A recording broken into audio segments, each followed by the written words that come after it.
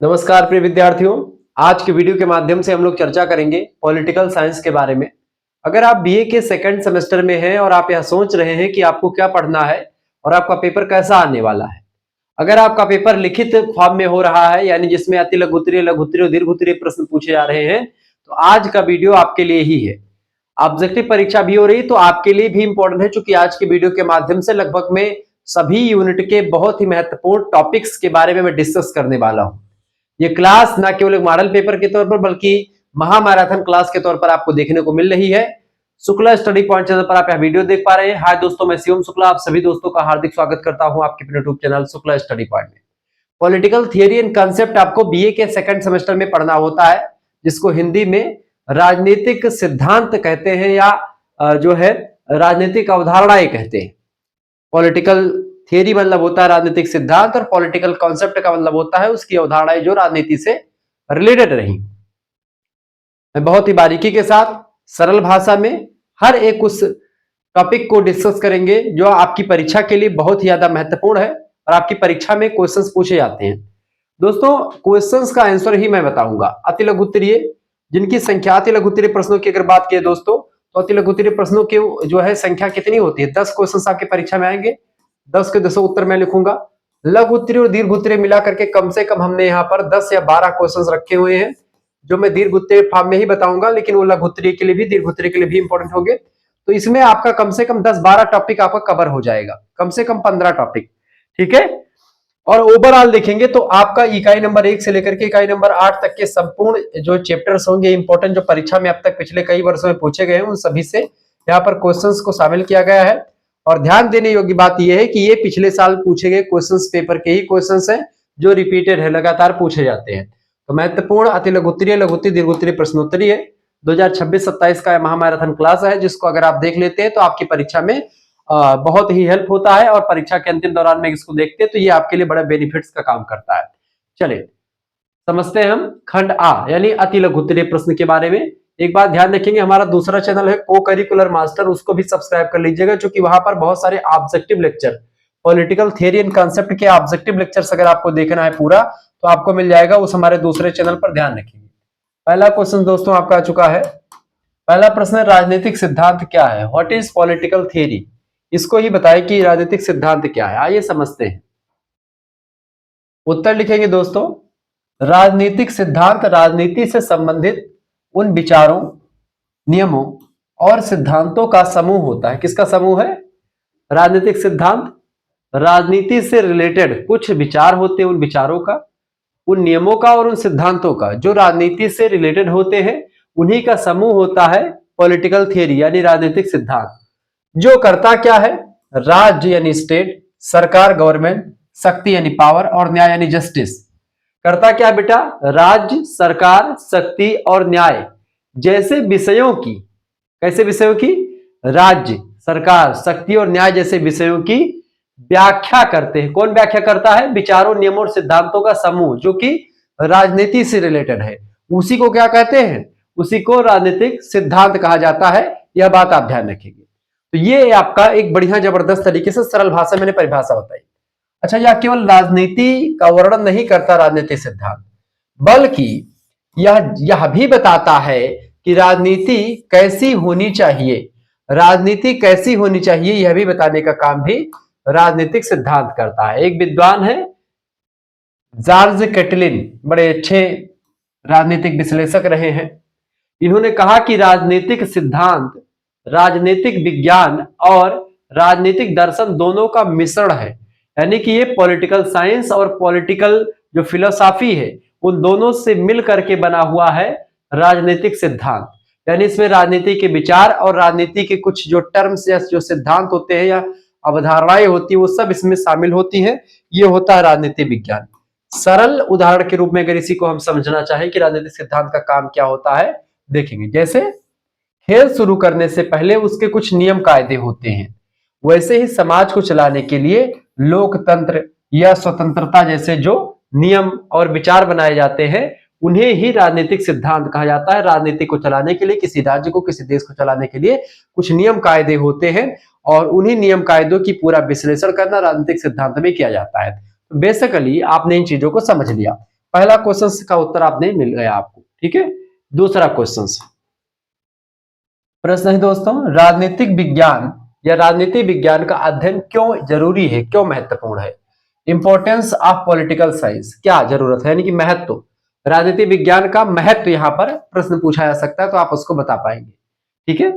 देखिए, राजनीति विज्ञान का अध्ययन हमें एक जागरूक और जिम्मेदार नागरिक बनाता है। कैसा नागरिक?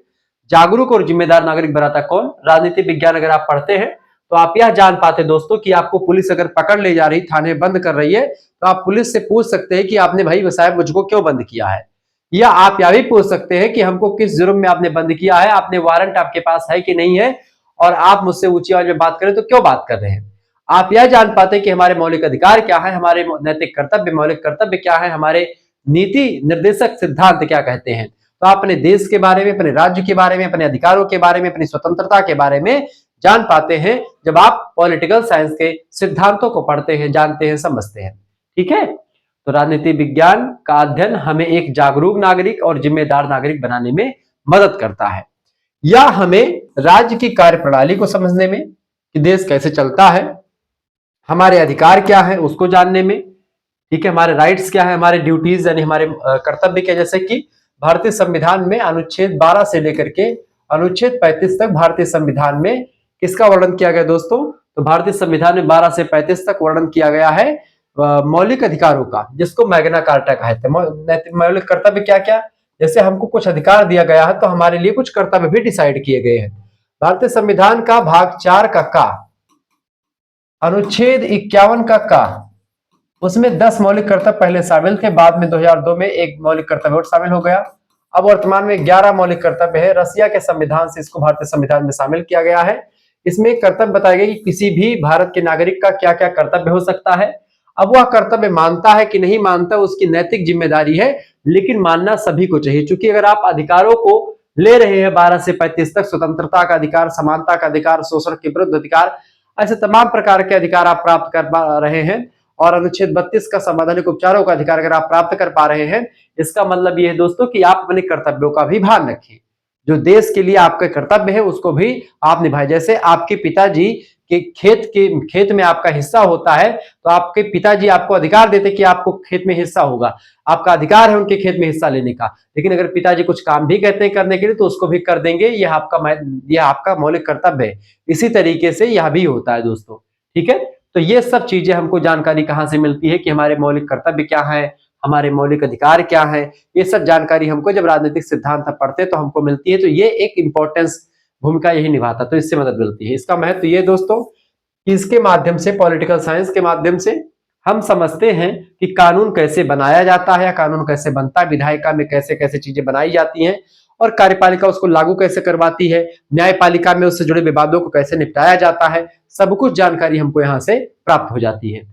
और अंतरराष्ट्रीय स्तर पर देश एक दूसरे से कैसे जुड़े हुए हैं, इंटरनेशनल जो पॉलिटिक्स है उसको भी समझते हैं कि किस तरीके से ट्रंप का मोदी के साथ व्यवहार है, मोदी का ईरान के जो मुखिया है उनके साथ कैसा व्यवहार था, या फिर जो है इजराइल के जो मुखिया है उनके साथ कैसा व्यवहार है, या रूस के मुखिया के साथ कैसा व्यवहार है। तात्पर्य कहने का यह है दोस्तों कि एक देश दूसरे देश के साथ किस प्रकार की नीति का समर्थन करता है या किस प्रकार की नीति का विरोध करता है, इन सब चीजों को भी राजनीति विज्ञान के अंतर्गत आप जान पाते हैं, समझ पाते हैं। तो इसलिए हमारे लिए राजनीति विज्ञान बहुत ज्यादा हेल्पफुल होता है, महत्वपूर्ण होता है। सरल उदाहरण के रूप में अगर मैं समझाऊं, जैसे सड़क पर चलने के लिए ट्रैफिक नियमों की जानकारी जरूरी होती है, वैसे ही समाज में सम्मान और शांति से रहने के लिए राजनीति विज्ञान के माध्यम से अपने अधिकारों और सरकारी व्यवस्था को समझना जरूरी होता है। जो व्यक्ति इस चीज को नहीं जानता है उसी का एक्सीडेंट हो जाता है। जैसे कि अगर आप ट्रैफिक के नियमों का पालन नहीं करेंगे तो आपका एक्सीडेंट हो जाएगा और आप जो है खतरे में पड़ जाएंगे। ऐसे ही जब आप राजनीति के नियम कायदों को नहीं जानते तो आपको खतरा कभी भी हो सकता है, लेकिन अगर आप जानते तो आप अवेयरनेस है, चीजों को जागरूक है, जानते तो आप बच जाएंगे उन खतरों से। ये चीजें होती है। तीसरा प्रश्न है पारंपरिक और आधुनिक उपागम में अंतर बताएं, traditional versus modern approach political science का। इसको जानने से पहले एक चीज यहां पर समझ लीजिए कि अगर आपको पीडीएफ नोट्स प्राप्त करने हैं तो आप पीडीएफ नोट्स हमारे प्राप्त कर सकते हैं। आपको एसएमएस करना है 9984 039 139 पर एसएमएस कर दीजिएगा। ऑब्जेक्टिव का कम से कम 5 प्रैक्टिस सेट या 4-5 प्रैक्टिस सेट आपको मिल जाएगा, और लिखित का भी ऐसे 4-5 प्रैक्टिस सेट आपको मिल जाएगा, और को करिकुलर का कम से कम आपको 10 प्रैक्टिस सेट मिल जाएगा। 9984 039 पर आपको एसएमएस करना है। क्या? आप अपना नाम एसएमएस कर दीजिएगा, अपने यूनिवर्सिटी का नाम एसएमएस कर दीजिएगा, अपने सब्जेक्ट के नेम, और आप किस सेमेस्टर में है अपने सेमेस्टर का नाम लिख करके भेज दीजिएगा। मात्र 100 रुपए फीस आपके लिए रखी गई है। 100 रुपए फीस में दोस्तों आपको मिलेगा, जैसे आपकी जितना एसएमएस करेंगे आपके पास एक क्यूआर कोड इसके अंदर भेजा जाएगा। उसी क्यूआर कोड पर आपको मात्र और मात्र कितने रुपए? 100 रुपए फीस जमा कर देने हैं। या फीस आप खुद भी जमा कर सकते हैं, आपके घर में कोई ऑनलाइन माध्यम यूज करता है तो उससे भी आप फीस जमा करवा सकते हैं। जैसे आप फीस जमा कराएंगे आपको जोड़ा जाएगा व्हाट्सएप ग्रुप में, और वहीं पर आपको लाइव क्लास की लिंक मिलती रहेगी, वीडियो लेक्चर्स तमाम सारे मिल जाएंगे, ठीक है। पीडीएफ नोट, सबसे इंपॉर्टेंट बात है कि वीडियो लेक्चर लाइव क्लास तो आपको यूट्यूब पर भी मिल जाएगी, लेकिन जो पीडीएफ नोट्स होता है प्रैक्टिस सेट हमारे पीडीएफ नोट्स, इसके लिए बेसिकली ग्रुप की व्यवस्था की गई है। तो पीडीएफ नोट जो मिलेंगे वो एक प्रकार से यहाँ पर आपको एमसीक्यू यानी मल्टीपल चॉइस क्वेश्चंस ऑब्जेक्टिव वाले सारे, उसके कई प्रैक्टिस कम, और विथ आंसर शीट यानी आंसर शीट भी यहाँ पर आपको मिलेगी, ठीक है। आंसर भी साथ में रहेगा, इसका आप प्रैक्टिस सेट कर लेंगे और इससे बाहर कुछ भी नहीं आएगा। आपको सीरीज या किताब खरीदने की कोई जरूरत नहीं पड़ेगी। और पीडीएफ यहाँ पर अगर बात करें लिखित वाला यानी अति लघुत्तरीय लघुत्तरीय दीर्घोत्तरीय टाइप के जो क्वेश्चंस आते हैं उसका भी आपको पूरा का पूरा मिल जाएगा, कई सारे प्रैक्टिस सेट मिल जाएंगे। तो इससे आपका बड़ा फायदा होगा, आपको किताब सीरीज नहीं लेनी पड़ेगी। केवल पॉलिटिकल साइंस के नहीं बल्कि सभी सब्जेक्ट जैसे Hindi, geography, history, ancient history, शिक्षा शास्त्र, समाज शास्त्र, गृह विज्ञान से लेकर के आपके और तमाम सारे सब्जेक्ट, और को करिकुलर का भी साथ ही में। को करिकुलर की परीक्षा ऑब्जेक्टिव होती है सभी विश्वविद्यालय में, हालांकि पॉलिटिकल थियरी एंड कांसेप्ट की भी अधिकतर विश्वविद्यालय ऑब्जेक्टिव ही करवाएंगे। तो ऑब्जेक्टिव के लिए को करिकुलर मास्टर हमारा दूसरा चैनल है। को करिकुलर मास्टर चैनल पर मैंने बहुत सारा ऑब्जेक्टिव लेक्चर अवेलेबल करवा रखा है, पॉलिटिकल साइंस का, जियोग्राफी का, हिंदी का, तो आप वहां पर भी देख सकते हैं, ठीक है। तो आप फीस जमा करके जुड़ जाइए। अगर आप सेकंड एंड थर्ड का एक साथ फीस जमा करेंगे दोस्तों, मात्र 150 रुपए में आपको पूरा सेकंड सेमेस्टर के सभी सब्जेक्ट का मिलेगा, और सभी सब्जेक्ट का आपका थर्ड सेमेस्टर का भी नोट्स मिल जाएगा, को करिकुलर भी साथ में रहेगा। इस तरीके से आपका 150 रुपए में 2 सेमेस्टर का मिल जाएगा। एक सेमेस्टर की फीस 100 रुपए है, ठीक है। 2 सेमेस्टर की फीस कितनी हो जाएगी? 200 रुपए। लेकिन अभी अगर एक साथ जो बच्चा फीस जमा करेगा उसका फीस केवल 150 रुपए में सेकंड एंड थर्ड का दोनों, सेकंड के पेपर के बाद में उसको थर्ड में जोड़ दिया जाएगा। तो ये उनके लिए ऑफर है, विशेष ऑफर। तो ये विशेष ऑफर का लाभ उठा भी सकते हैं, और चाहे तो केवल सेकंड सेमेस्टर का 100 रुपए फीस जमा करके आप जुड़ सकते हैं। बाद में जुड़ेंगे तो थर्ड का फिर से 100 रुपए लगेगा। इसीलिए अगर इकट्ठा फीस जमा करेंगे तो मात्र 150 रुपए में हो जाएगा सभी सब्जेक्ट का आपका। ये बड़े फायदेमंद है। आप एक सब्जेक्ट की सीरीज खरीदते दोस्तों, मान लीजिए एक सब्जेक्ट की सीरीज आपकी 60 रुपए की है, मान के लीजिए लगभग में होती है, तो 5 सब्जेक्ट लगभग में आपके हो जाते हैं को करिकुलर वगैरह मिला करके, तो 55 30, 300 रुपए आपके एक सब्जेक्ट की चले जाए, मतलब कि एक सेमेस्टर में चले जाते हैं। 2 सेमेस्टर के 600 रुपए हो जाएंगे, ठीक है। अगर एक सेमेस्टर का फीस आपके लिए 100 रुपए, तो आपका 200 रुपए की बचत यहाँ पर मैं करवा रहा हूँ, तो ये आपका ये लिए सही है। 600 रुपए में आप देखते 150 रुपए में करवा रहा हूँ, तो आपका यहाँ पर कम से कम जो है 450 रुपए बच रहे हैं। ये आपका सेव मनी बच रहा, तो ये आपके लिए बड़ा फायदेमंद रहेगा। केवल 150 रुपए फीस में आपको क्या क्या मिल जाएगा? पीडीएफ नोट तमाम सारे, हमारे गाइडेंस में आप जुड़ेंगे, व्हाट्सएप ग्रुप का आपको लाभ मिलेगा, आप हमसे डायरेक्टली जुड़ पाएंगे, तमाम सारे आपके डाउट्स वगैरह रहते हैं वो सब क्लियर होते रहेंगे। तो बड़ा बेनिफिट है आपका, तो जन तुरंत जुड़ जाए, सभी विश्वविद्यालय के बच्चे पढ़ सकते हैं। चले, कुछ बच्चों का syllabus Indian national movement and constitution of India है सेकंड सेमेस्टर में, उसके लिए मैंने फर्स्ट सेमेस्टर में पूरा नोट तैयार किया हुआ है, तो वो आपको मिल जाएगा। तो कहीं पर भटकना नहीं, ऑब्जेक्टिव लिखित दोनों टाइप का नोट्स अवेलेबल है, ठीक है। चलिए, तो पारंपरिक और आधुनिक उपागम में क्या अंतर है जो राजनीति विज्ञान से रिलेटेड है? देखिए दोस्तों, राजनीति विज्ञान के अध्ययन के 2 मुख्य तरीके हैं। पहला है पारंपरिक उपागम और दूसरा है आपका मॉडर्न उपागम। पारंपरिक उपागम को ट्रेडिशनल अप्रोच कहा जाता है। इसकी अगर बात की जाए दोस्तों, पारंपरिक उपागम की बात की है तो यह मुख्य रूप से राज्य सरकार और कानूनी संस्थाओं के औपचारिक अध्ययन पर जोर देता है। क्या करता है? मुख्य रूप से राज्य सरकार और कानूनी संस्थाओं के औपचारिक अध्ययन पर जोर देता है। यह क्या होना चाहिए यानी आदर्शात्मक पर आधारित होता है, यानी कि क्या होना चाहिए और क्या नहीं होना चाहिए। पारंपरिक उपागम यह बताता है कि क्या सही है क्या गलत है, ठीक है। तो ये एक प्रकार से औपचारिक अध्ययन पर जोर देता है बेसिकली जो पारंपरिक उपागम है। जबकि आधुनिक उपागम की बात की जाए तो यह द्वितीय विश्व युद्ध के बाद विकसित हुआ सिद्धांत है। तो आधुनिक उपागम मॉडर्न अप्रोच, यह मानवीय व्यवहार का भी अध्ययन कर लेता है राजनीति विज्ञान में, उसमें जो तथ्य होते हैं फैक्ट और वैज्ञानिक विधियों पर भी जोर देता है मॉडर्न अप्रोच, ठीक है। सरल उदाहरण के रूप में अगर समझे तो पारंपरिक उपागम एक स्कूल बिल्डिंग और उसके नियमों के अध्ययन जैसा होता है, जबकि आधुनिक उपागम यह देखता है कि उस स्कूल के छात्र और शिक्षक असल में कैसा व्यवहार करते हैं, ठीक है। तो दोनों का अंतर यहां पर आपको समझ में आ रहा होगा।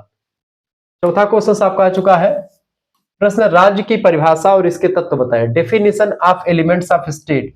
देखिए राज्य यानी स्टेट की अगर बात की, राज्य मतलब एक देश, ठीक है, यहाँ पर राज्य का मतलब देश से होता है। तो राजनीतिक विज्ञान में राज्य एक ऐसी संस्था होती है दोस्तों जिसके पास अपनी एक निश्चित भूमि होती है और जो बाहरी नियंत्रण से स्वतंत्र होता है, संप्रभुता उस पर उसमें रहती है, उसमें निवास करने वाली जनसंख्या होती है और उसमें एक प्रकार से एक सरकार होती है जो जनता पर कंट्रोल करे और जनता को सही तरीके से मैनेज करे, चलाए। विद्वानों के अनुसार, गार्नर साहब कहते हैं, प्रोफेसर गार्नर, कि राज्य बहुसंख्यक व्यक्तियों का एक ऐसा संगठन होता है जो एक निश्चित भूभाग पर रहते हैं और जिनकी अपनी एक सरकार होती है।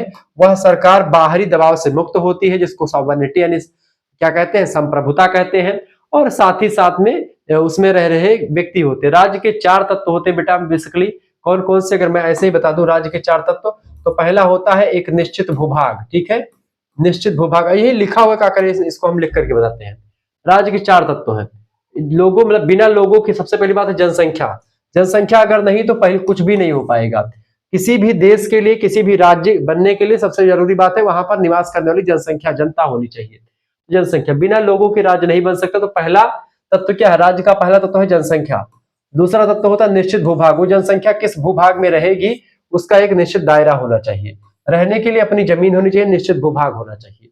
तीसरा होता है दोस्तों सरकार, उस जनसंख्या ताकि कंट्रोल में रहे, जनसंख्या अफरा तफरी न मचे, इसके लिए व्यवस्था बनाए रखने के लिए, व्यवस्था को चलाने के लिए एक तंत्र, एक सरकार की जरूरत पड़ती है।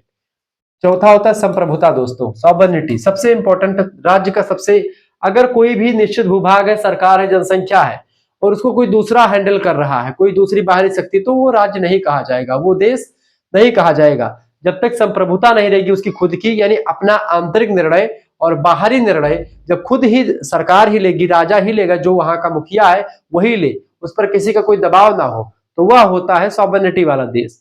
ठीक है, सबसे महत्वपूर्ण तत्व राज्य का यही है, जिसका अर्थ है निर्णय लेने में की सर्वोच्च शक्ति जो होती है वो सरकार के पास हो, यानी कि जो मुखिया उसके पास हो। जैसे मान लेते हैं सॉवरेनिटी, भारत एक सॉवरेन कंट्री है। सॉवरेन कंट्री मतलब कि संप्रभु देश है भारत। कैसे है, क्योंकि मोदी जी को कोई निर्णय लेना होता है तो खुद लेते हैं, वो ट्रंप से पूछने नहीं जाते हैं कि भैया ट्रंप साहब हमको ये निर्णय लेना है कि नहीं लेना है। हालांकि अगर आप देखेंगे इस समय मोदी जी का कुछ हाल बेहाल टाइप का लगता है कि वो एकदम जैसे कि वो ट्रंप के इशारों पर जैसा लगता है कि काम करते हुए दिखते हैं आपको। हालांकि इसमें कितनी सच्चाई नहीं, इसकी मैं पुष्टि नहीं करता हूं, लेकिन हाँ कुछ तौर तरीकों के हिसाब से आप देखते हैं कि भाई रूस से अब आप 1 महीने तक तेल खरीद सकते हैं। अरे तुम कौन होते हो बताने वाले कि हम रूस से तेल खरीदेंगे कि नहीं खरीदेंगे, ठीक है, लेकिन ये उस समय साफ साफ आपको दिखाई पड़ रहा होगा। और पूरा संसार आप देख रहे एक खतरे में एकदम से फंसा पड़ा हुआ है। इस खतरे से कैसे निकलना है इसको लेकर के बातचीत चल रही है। हालांकि मेरे हिसाब से जहां तक अगर खतरा टल जाए, सबसे बड़ी बात यही कि सबसे शांति रहे विश्व में, सब एक दूसरे से बढ़िया तरीके सहानुभूति के साथ रहे, तो ये बड़ा अच्छा बात है। लेकिन क्या हो रहा है कि भाई अगर सहानुभूति से सब रहेंगे तो लोगों के हथियार कैसे बिकेंगे, दिक्कत इस बात की है ना। तो ये चीज है, तो राज्य के लिए तमाम सारे तत्व होने चाहिए। पांचवा, कानून के 5 स्रोत कौन कौन से, 5 सोर्सेस ऑफ लॉ, यानी कानून बनाने के लिए 5 स्रोत, कानून बनाए कैसे जाते हैं इसको लेकर के 5 स्रोत, यानी कहां से चीजें ली जाती है। ये कानून अचानक नहीं बनते, वे कई स्रोतों से निकल करके आते हैं। प्रमुख 5 स्रोत निम्नलिखित हैं। पहला है दोस्तों रीति रिवाज, यानी समाज में पुराने समय से चली आ रही परंपरा जो है वो सबसे पहली बात है। किसी भी कानून, किसी भी देश के कानून को बनाने के लिए समाज में जो पुराने समय से चली आ रही परंपरा उसका ध्यान रखना पड़ता है, तो पहला स्रोत तो यही है। दूसरा स्रोत है वहां का धर्म। प्राचीन काल में धार्मिक ग्रंथ ही कानून का आधार थे, जैसे कि देखते हैं, आप देखेंगे मनुस्मृति हो गया, शरीयत हो गया, इन सभी में कानून उस समय के लिखे रहते थे। तीसरी बात है वैज्ञानिक टीकाएं, कानूनी विद्वानों और लेखकों के जो विचार रहे वो भी जब नियम बनाए जाते तो उसमें ध्यान में रखा जाता है। इसके अलावा चौथा विधायिका, विधायिका माने जो संसद है, लेजिस्लेचर। आधुनिक समय में संसद के द्वारा बनाए गए कानून जो है फॉलो होते हैं, और जब भी कानून बनता तो संसद के कानूनों को भी ध्यान में रखा जाता है। ये सब इसके अलावा ये आपके हो गए तमाम सारे स्रोत जो कानून बनाने के लिए जिम्मेदार है। जैसे परिवार में कुछ नियम बड़ों की परंपराओं से बनते हैं और कुछ लिखित रूप में तय किए जाते हैं, वैसे ही कानून भी इन स्रोतों से बनते हैं। ठीक है, अगला छठा प्रश्न आपके स्क्रीन पर आ चुका है। प्रश्न है अधिकार और कर्तव्य परस्पर जुड़े हुए हैं, राइट्स एंड ड्यूटीज रिलेशनशिप के बारे में बताएं। तो अधिकार और कर्तव्य, बिल्कुल हमारे अधिकार और कर्तव्य एक दूसरे से जुड़े हुए। जैसे कि आपको कुछ अधिकार दिए जाएंगे तो आपके लिए कुछ उत्तरदायित्व भी होगा, आपका कुछ कर्तव्य भी होगा। जैसे एक पुलिस अधिकारी के पास कुछ अगर अधिकार होता है तो उसका कर्तव्य भी होता है कि वो जनता की सेवा करे। अधिकार और कर्तव्य एक ही सिक्के के दो पहलू, एक हेड है दूसरा टेल है। बिना कर्तव्य के अधिकार स्वच्छंदता है और बिना अधिकार के कर्तव्य गुलामी होता है। अगर आपको बिना मतलब कोई अधिकार नहीं दिया गया और केवल कर्तव्य करने के लिए बोला गया तो आप गुलाम हैं। अगर आपको कर्तव्य आपके पास कोई नहीं है और आप केवल अधिकार दिया गया आपको तो आप स्वच्छंद हैं, आपके ऊपर कोई कंट्रोल नहीं है। ये दोनों स्थितियां जो होती हैं वो जरूरी है, अधिकार के साथ कर्तव्य और कर्तव्य के साथ अधिकार दोनों का होना जरूरी है, नहीं तो वो चीजें बदल जाती हैं। लास्की साहब कहते हैं कि मेरा अधिकार तुम्हारा कर्तव्य है। मेरा अधिकार क्या है? तुम्हारा कर्तव्य है, और तुम्हारा अधिकार मेरा कर्तव्य है। यह कथन बड़ा फेमस रहा है, ठीक है, ध्यान रखिए। यदि मुझे बोलने का अधिकार है तो मेरा यह कर्तव्य भी है कि मैं दूसरों की भावनाओं को ठेस ना पहुंचाऊं। आजकल के ऐसे कुछ लोगों की तरह की नहीं पहुंच करके तुम ब्राह्मणों को गाली दे दो, तुम क्षत्रियों को गाली दे दो, तुम शूद्रों को गाली दे दो, तुम मुसलमानों को गाली दे दो, ठीक है, ऐसे नहीं होता है। आप उतना ही बोल सकते हैं जिससे किसी दूसरे की भावना को ठेस ना पहुंचे। भारतीय संविधान का अनुच्छेद 19 का ए प्रेस की स्वतंत्रता यानी बोलने की स्वतंत्रता की आजादी देता है, लेकिन इतनी आजादी नहीं देता दोस्तों कि आप किसी को कुछ भी आकर के मंच पर खड़े होकर के चार ठू जनसंख्या बटोर जाती है, चार जने खड़ा होकर हु अरे नेताजी की जय हो, नेताजी की, नेताजी तो पगला ही जात है, नेताजी वही में एकदम से पूरा फूल लोढ़ा हो गए नेताजी। जब फूल लोढ़ा हो गए तो वही में जौन पाइन तो अजार गजर बिना मतलब के बाहर चला गए, बोलत चला गए। और जब बादी में उतरे पे पैसे तो जब मीडिया लोग घेरिन है, जनता लोग घेरिस दूसरा जनता के खिलाफ बोली नहीं, तब हाथ जोड़ के भैया हमसे गलती भाई गए, हमें माफ कर दियो, तब आया गिड़गिड़ाए लागत है। ये चीज जो है आजकल बहुत चल रहा है, समझ रहे हैं। इसलिए कभी भी एकदम फूल लोढ़ा ना हो जाओ, कोनो चीज क्यों चढ़ाए दिस तुम्हें आई के भैया बहुत वीर हवा आप ऐसा है वैसा, बस तलवार निकाल तो लड़ाई करे ना लागो, लाठी उठा लो चल दियो जुट। हाँ, अपने बुद्धि से अपने दिमाग से सोचो, जुड़ते केहू कहे मां नहीं आवक चाहिए, समझो। तो कहे का मतलब ये है कि जब सब अपने कर्तव्य निभाते हैं तभी सबके अधिकार की रक्षा होती है। अब इतना ही आप दूसरों को कुछ भी बोल दे ऐसा नहीं, किसी भी धर्म के बारे में, किसी जाति पर, किसी भी व्यक्ति के ऊपर पर्सनल टिप्पणी करना संविधान के खिलाफ है, नियमों के खिलाफ है। आपको इसके खिलाफ अगर कुछ बोलते तो आपको कड़ी से कड़ी सजा भी हो सकती है, जुर्माना भी आप पर लग सकता है। अगला क्वेश्चन, अराजकता का राज्य, अराजकतावाद का राज्य के प्रति दृष्टिकोण। अराजकता आ माने होता नहीं, राजकता माने कोई राजा ही ना, वाद माने विचार, यानी एक ऐसा विचार, एक ऐसा राज्य जहां पर कोई राजा ही ना हो, राजा का कोई मतलब ही ना हो। समझ में आ रही बात? अराजकता मतलब होता है कि राज्य का कोई मतलब राज्य हो ही ना। अराजकतावादी जो विचारक है राज्य को एक अनावश्यक बुराई मानते हैं, यानी अनावश्यक, अनावश्यक यानी वो जरूरी भी नहीं है और बुराई भी है, राज्य का कोई मतलब ही नहीं है।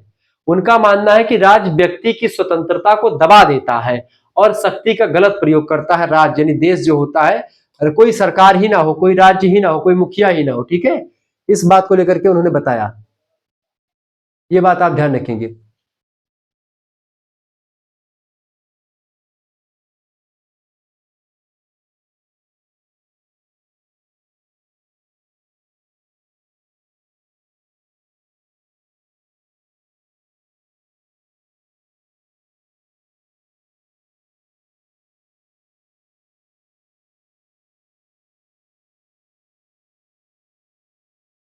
चले,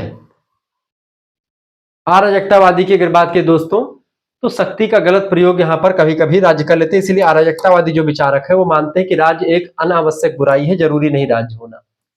वही चाहते हैं कि समाज बिना किसी पुलिस, बिना किसी सेना और राज्य बिना बिना किसी सरकार के ही राज्य चले, जहां लोग आपसी सहयोग से ही रहे और कोई जो है किसी पर कोई अधिकार न करे, सभी समान हो, सभी बराबर हो।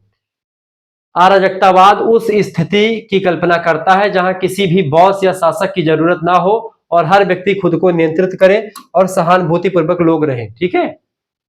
अगला क्वेश्चन, प्रश्न, भूमंडलीकरण यानी कि वैश्वीकरण या ग्लोबलाइजेशन राज्य की संप्रभुता पर प्रभाव, इसका क्या पड़ता है? वैश्वीकरण का राज्य की संप्रभुता पर क्या प्रभाव पड़ता है?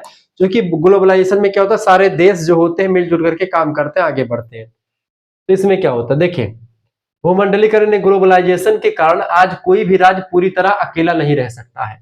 इसका प्रभाव यह है दोस्तों कि अंतरराष्ट्रीय संगठनों जैसे कि संयुक्त राष्ट्र, विश्व व्यापार संगठन है WTO जो हो गया, वर्ल्ड ट्रेड ऑर्गेनाइजेशन, संयुक्त राष्ट्र हो गया, यूएनओ हो गया, ये सब जो चीजें हैं अंतरराष्ट्रीय संगठनों और इंटरनेट के प्रभाव की वजह से राज्य की अपनी मनमर्जी करने की जो शक्ति है कम हो चुकी है। कोई भी देश अपनी जनता को भी सता नहीं सकता आजकल, मानवाधिकार आयोग जो तुरंत ठोक देगा उसको, ठीक है। यानी कि अब कोई भी ऐसा काम आप नहीं कर सकते जिससे किसी के मौलिक अधिकार का या प्राकृतिक अधिकार का हनन हो, ठीक है। अब राज्य को वैश्विक नियमों को मानना पड़ता है, ठीक है। जैसे एक परिवार अपने घर के फैसले खुद लेता है, लेकिन यदि वह किसी सोसाइटी में रहता है तो उस सोसाइटी के नियमों को भी मानना पड़ता है। यही प्रभाव संप्रभुता पर पड़ा हुआ है। जैसे समाज में अगर आपके घर में बूढ़े बुजुर्ग हैं और आप उनको घर से बाहर निकालना चाहते हैं, आपके पास 2 बच्चे हैं, एक बच्चे को आपने ज्यादा धन दे दिया, ज्यादा खेत दे दिया, 4 बीघा दे दिया, और एक बच्चे को 2 ही बीघा खेत दिया, तो 3-3 दोनों का होता है, लेकिन आपने एक को 4 दे दिया, एक को 2 दे दिया। अब ऐसे में अगर आप समाज में रहते हो, समाज आपके खिलाफ आएगा और समाज कहेगा कि भैया ये को 2 लड़का है, दोनों का 2-2 बीघा खेत दियो, ऐसे 2 अखी नहीं कह सकते हो। तो ऐसे होते भैया का वैश्वीकरण के प्रभाव ऐसे पड़ा है संप्रभुता पे कि भले देश है, ओके आजादी है, देश के राजा जो है नागरिक मतलब की जो मुखिया हैं वो देश के मालिक हैं, देश में कुछ भी कर सकते हैं, देश के नियम बनाने के लिए स्वतंत्र हैं, लेकिन ऐसा कोई नियम नहीं बना सकते जिससे जो है विश्व में उसका नेगेटिव इफेक्ट पड़े या जनता को उससे कठिनाई का सामना करना पड़े, यानी जनता के प्राकृतिक अधिकारों का हनन हो, ऐसा कुछ भी नहीं कर सकते हैं। यही प्रभाव पड़ा है दोस्तों, ठीक है। आगे देखेंगे शक्तियों के पृथक्करण का सिद्धांत, सेपरेशन ऑफ पावर्स। शक्तियों को बांटना शक्तियों का पृथक्करण होता है। यह सिद्धांत फ्रांसीसी विचारक मॉन्टेस्क्यू ने दिया था। इसका उद्देश्य है सरकार को तानाशाह बनने से रोकना। किसी एक ही व्यक्ति के पास जब सारी शक्तियां निहित हो जाएंगी तो वह व्यक्ति मनमर्जी करेगा, वह तानाशाह बन जाएगा। इसीलिए शक्तियों का बंटवारा बहुत जरूरी है, ठीक है, शक्तियां कई लोगों के हाथों में जाएं। अवधारणा समझे, इसके अनुसार सरकार की शक्तियां 3 अलग अलग अंगों में बटी होनी चाहिए। पहला है विधायिका जो कानून को बनाती है, ठीक है, संसद भवन में कानून बनता है। कार्यपालिका में सारे मंत्रीगण आ जाते हैं और जो सरकारी नौकरी के बड़े बड़े लोग हैं वो सब आ जाते हैं, कानून को लागू करवाने का काम इनका होता है कार्यपालिका के, यानी मंत्री मंडल का मंत्री परिषद पूरा उसमें शामिल होता है। और तीसरा होता है न्यायपालिका, यानी कि जो कानून से जुड़े विवाद अगर कोई होता है तो न्याय करता है जनता के साथ। इन तीनों के पास सरकार की शक्तियां, देश की शक्तियां बांट दी गई। विधायिका जो कानून बनाने का अधिकार इसको है, लेकिन गलत कानून बनाएगा तो न्यायपालिका उसको तुरंत मना कर देगा, खत्म कर देगा। जैसे अभी यूजीसी का कानून बनाया गया जो गलत था, जिसमें सही नियम नहीं थे, ऐसे में सुप्रीम कोर्ट ने उठा, न्यायपालिका उठी और इसको एकदम से धराशाही कर दिया, यानी कि यूजीसी को कहा कि भाई इसमें गलत है नियम, ये इसको हटाइए, आप इसको दूसरा बनाइए, ठीक है। कार्यपालिका क्या करती है, उसी मंत्रिपरिषद ये लागू करवाती है उसको। जब न्यायपालिका पास कर देगी, कार्यपालिका उसको लागू करवा देगी, तो जो भी विवाद होगा न्यायपालिका देखेगी उसको। तो इसलिए शक्ति का जब पृथक्करण हो जाता है, ऐसे में क्या होता है, कोई भी व्यक्ति मनमर्जी नहीं कर पाता। अब विधायिका को यह हमेशा भान रहेगा कि अगर गलत कानून हम बनाएंगे तो न्यायपालिका हमारा बाप बैठा है, तुरंत उसको दाब देगा, ठीक है। ऐसे ही कार्यपालिका अगर चाहेगी कि हम जो मर्जी कानून कुछ बना है लागू, हम कुछ दूसरा करवा रहे हैं, विधायिका तुरंत उसको दाब देगी। कहने का मतलब विधायिका कार्यपालिका जो है संसद के प्रति उत्तरदायी होती है। कार्यपालिका जो भी मंत्री लोग होते हैं, जो भी काम करते हैं, उनको संसद में जाकर के बहस करना पड़ता है, जवाब देना पड़ता है। तो वही चीज है, जैसे क्रिकेट मैच में अंपायर, खिलाड़ी और बोर्ड के काम अलग अलग होते हैं ताकि खेल निष्पक्ष रहे, वैसे ही सरकार में भी शक्तियां बटी होती हैं, सभी लोगों का काम अलग अलग होता है। 10वां क्वेश्चन आपका यहाँ देखिए, 10वां प्रश्न आपका आ चुका है पहले का, राज्य के लिए संविधान का क्या महत्व है, इंपॉर्टेंस ऑफ कॉन्स्टिट्यूशन। किसी भी देश को चलाने के लिए एक नियमों की पुस्तिका की बड़ी जरूरत होती है, जिसको हम संविधान कहते हैं। संविधान किसी भी राज्य का सर्वोच्च कानून होता है। यह सरकार की शक्तियों की सीमा तय करता है कि सरकार के पास कितनी शक्ति है और कितने हद तक सरकार क्या क्या कर सकती, क्या नहीं कर सकती, और नागरिकों के अधिकारों की गारंटी भी संविधान देता है, ठीक है। महत्व इसका यह दोस्तों कि इसके बिना शासन व्यवस्था जिसकी लाठी उसकी भैंस हो जाएगी, यानी कि टिट फॉर टैट हो जाएगा। जिसके पास ज्यादा पैसा है, जिसके पास ज्यादा पावर है, वो आगे बढ़ जाएगा। संविधान अगर नहीं काम में रहेगा तो जिसके पास कम पैसा है या कम पावर है वो नीचे ही रह जाएगा। यह देश में स्थिरता और न्याय सुनिश्चित करता है कौन, संविधान, ठीक है।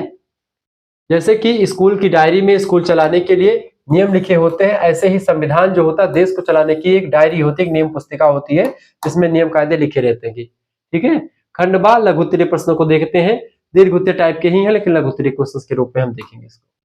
चलिए, प्रश्न है दोस्तों, प्रश्न, राजनीति विज्ञान का अन्य सामाजिक विज्ञानों के साथ अंतर संबंध पर चर्चा कीजिए।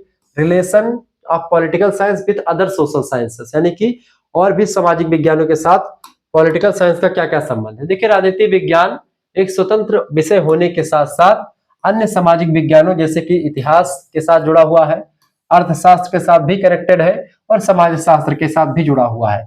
समाजशास्त्र, इतिहास और अर्थशास्त्र, इन तीनों से संबंधित है पॉलिटिकल साइंस, गहराई से जुड़ा हुआ है।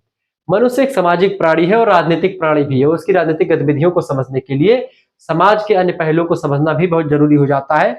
अरस्तु, जो कि राजनीति विज्ञान के जनक है, उन्होंने एक ही शब्द में नहीं कहा कि मनुष्य एक राजनीतिक प्राणी, सबसे पहले उन्होंने कहा कि मनुष्य एक सामाजिक प्राणी, man is a social and political animal. मनुष्य एक सामाजिक एंड राजनीतिक प्राणी है, अरिस्टोटल ने कहा, अरस्तु ने कहा, जो कि राजनीति विज्ञान के जनक भी कहे जाते हैं, पॉलिटिक्स नाम की पुस्तक लिखते हैं। तो प्रमुख विषयों से संबंध, सबसे पहला संबंध राजनीति विज्ञान का इतिहास से देखते हैं, क्योंकि राजनीति विज्ञान जो है, इतिहास, दोनों एक दूसरे के बहुत करीब है।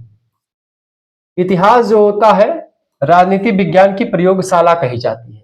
राजनीति विज्ञान भविष्य के लिए नीतियां बनाता है, जबकि इतिहास उन नीतियों के परिणामों का रिकॉर्ड रखता है।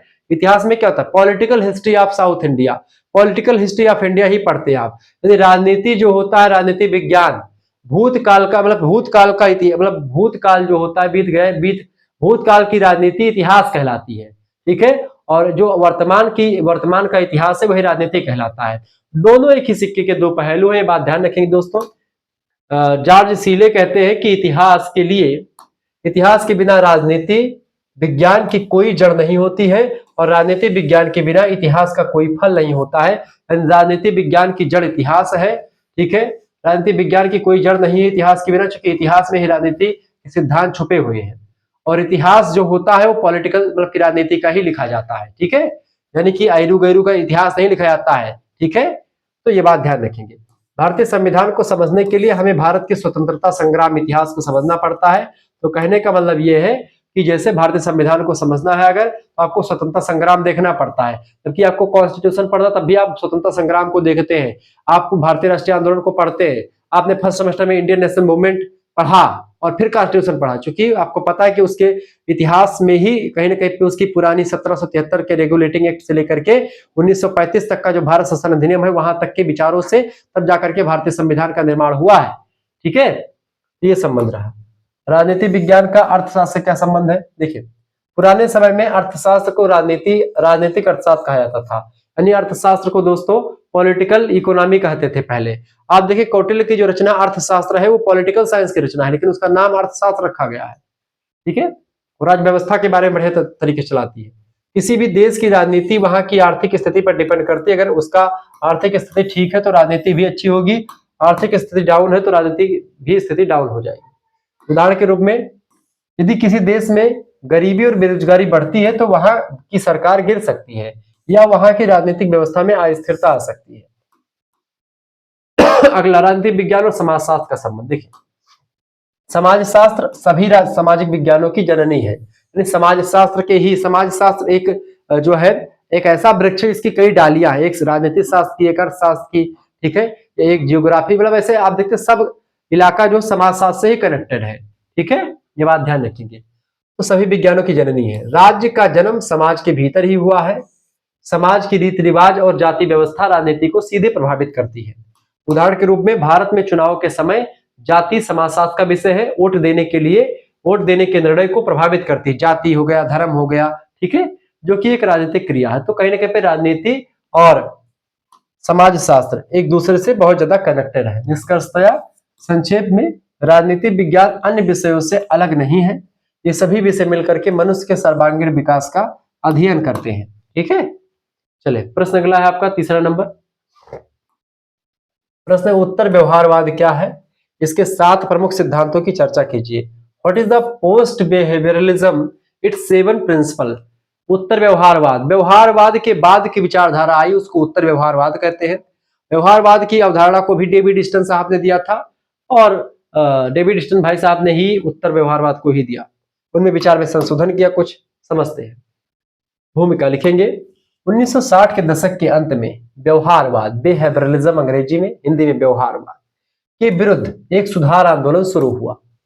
व्यवहारवाद के बाद में आया था उत्तर व्यवहारवाद, पूछा जा रहा है जिसे उत्तर माने बाद में, व्यवहारवाद माने व्यवहारवाद के बाद वाला काल, उत्तर व्यवहारवाद कहा जाता है। इसके प्रणेता डेविड ईस्टन साहब थे। उन्होंने महसूस किया कि राजनीति विज्ञान को केवल तथ्यों और मशीनी अध्ययन तक सीमित नहीं रहना चाहिए, बल्कि उसे समाज की वास्तविक समस्याओं का समाधान भी करना चाहिए। उत्तर व्यवहारवाद में उस वास्तविक समस्याओं के समाधान पर जोर देता है, ठीक है, राजनीति विज्ञान।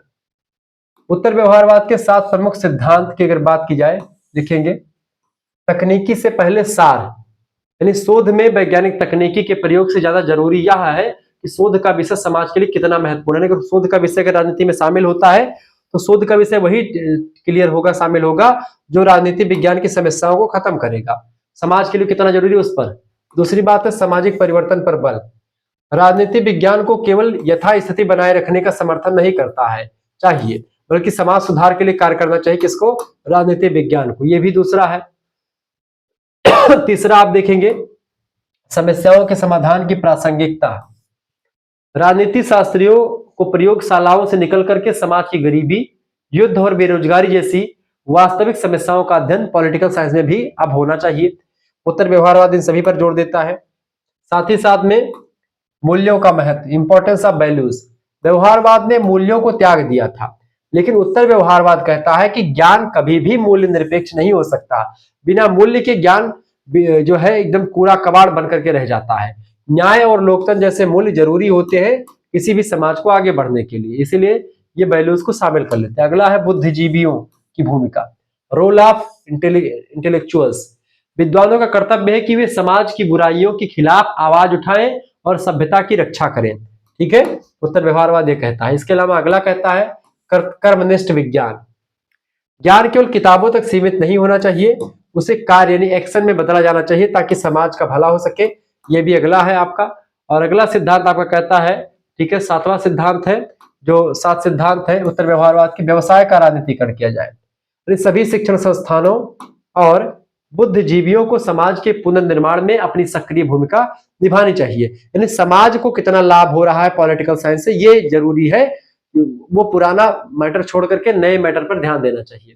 निष्कर्षतः उत्तर व्यवहारवाद ने राजनीति विज्ञान को प्रासंगिकता, रिलेवेंस और कर्म यानी एक्शन के 2 नारों के साथ एक नई दिशा प्रदान करी। यानी कि वर्तमान में उसकी प्रासंगिकता क्या है उत्तर व्यवहारवाद की, राजनीति विज्ञान की, और उसका कर्म यानी एक्शन, दोनों पर फोकस किया, 2 पॉइंट्स पर ज्यादा फोकस किया गया। अगला क्वेश्चन, चौथा प्रश्न आपका दोस्तों, राज्य के उदय के सामाजिक समझौते के सिद्धांत की विस्तार से चर्चा कीजिए। Social contract theory of origin of state. सामाजिक समझौते के सिद्धांत से पहले दैवीय उत्पत्ति के सिद्धांत वगैरह आते रहे हैं कि राज्य की उत्पत्ति कैसे हुई, इसको लेकर के सामाजिक समझौते का सिद्धांत दिया गया। सामाजिक समझौते के सिद्धांत केवल राज्य की उत्पत्ति से ही नहीं, बल्कि सामाजिक समझौते के सिद्धांत के द्वारा ही समाज की उत्पत्ति के पहलुओं को भी समझा जाता है। यह समाजशास्त्र का भी एक टॉपिक है और राजनीति विज्ञान का भी एक टॉपिक है। इसको देने वाले विद्वानों में 3 लोगों का नाम आता है। सबसे पहले थॉमस हॉब्स विद्वान आते हैं। थॉमस हॉब्स का लेवियाथन पुस्तक आती है, उसमें उन्होंने बड़े अच्छे तरीके से बताया कि समाज की उत्पत्ति कैसे हुई।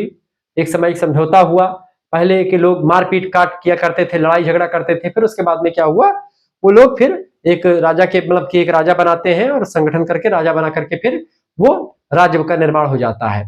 मनु पहले राजा बने, ऐसा और तमाम चीजें बताई जाती है कि राजा चुना जाता है।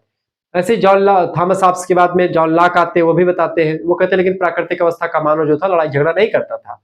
प्राकृतिक अवस्था का मानव का मतलब होता है कि जो समाज की उत्पत्ति से पहले या जब राज्य की उत्पत्ति नहीं होती उससे पहले जब मनुष्य रहता था लड़ाई झगड़ा नहीं करता था, ठीक है। और फिर उन लोगों ने इकट्ठा करके एक सभा करी और फिर समझौता किया कि एक राजा होना चाहिए और उसके बाद में आगे बढ़ा। फिर उसके बाद में आते हैं जीन जैक्स रूसो, उन्होंने थॉमस हॉब्स के विचारों को और जॉन लॉक के विचारों को दोनों को इकट्ठा किया और एक अपनी नई परिभाषा बनाई। सामाजिक समझौता ने सोशल कॉन्ट्रैक्ट नाम की एक पुस्तक लिखी। उस पुस्तक में जीन जैक्स रूसो ने बहुत ही बारीकी के साथ सामाजिक समझौते का विश्लेषण किया, जिसमें थॉमस हॉब्स और जॉन लॉक दोनों के विचारों का मिश्रित ज्ञान दिया गया है। तो आइए समझने का प्रयास करते हैं कि आखिरकार क्या बातें बताई गई। राज्य की उत्पत्ति कैसे हुई, देश की उत्पत्ति कैसे हुई, इसको लेकर के ये सिद्धांत है। राज्य की उत्पत्ति के संबंध में सामाजिक समझौते का सिद्धांत सबसे महत्वपूर्ण और लोकप्रिय सिद्धांतों में से एक माना जाता है। यह सिद्धांत इस विचार पर आधारित है दोस्तों कि राज्य कोई दैवीय या प्राकृतिक संस्था नहीं है, बल्कि इसका निर्माण मनुष्यों ने आपसी सहमति और एक समझौते के माध्यम से एक राज्य की उत्पत्ति करी है। लोग इकट्ठा होकर के एक राजा को चुने हैं और उसके बाद में फिर देश बना हुआ, राज्य बना। प्रमुख विचारक इस सिद्धांत के तीन मुख्य प्रतिपादक हैं, थॉमस हॉब्स, जॉन लॉक और जीन जैक्स रूसो। इन तीनों ने समझौते के अलग अलग आधार बताए हैं। एक एक को मैं बारीकी के साथ समझता हूं। पहला, थॉमस हॉब्स। थॉमस हॉब्स की अगर बात की जाए तो हॉब्स के अनुसार समझौते से पहले की प्राकृतिक अवस्था बहुत डरावनी थी।